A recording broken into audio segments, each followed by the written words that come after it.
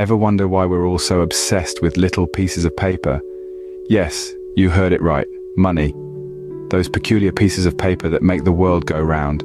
And no, I'm not talking about toilet paper, although that had its moment in the sun in 2020. Imagine aliens visiting our planet and watching us humans hoarding these paper slips, stashing them away in vaults, or using them to get other stuff.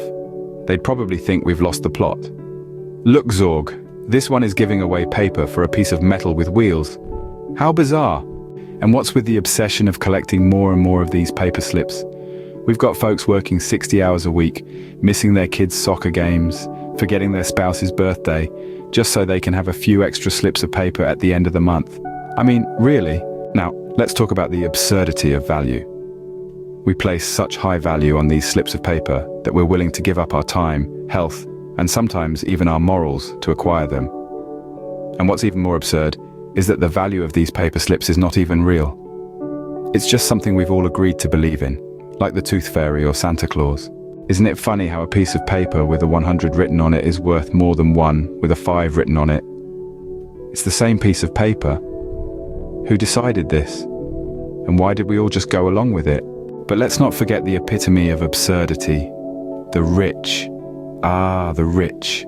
Living in mansions that could house a small village, driving cars that cost more than most people's homes, wearing watches that could fund a year's worth of meals for a small country. And all the while insisting they're just like the rest of us. Sure, buddy. And then there are those who've truly got it figured out. A few gems in a sea of absurdity.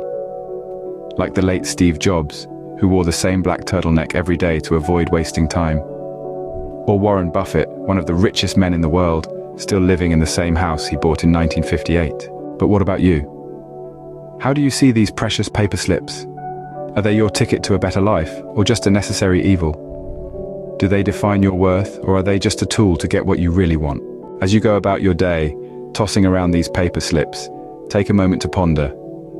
What does wealth really mean to you? It's not about the paper slips, is it?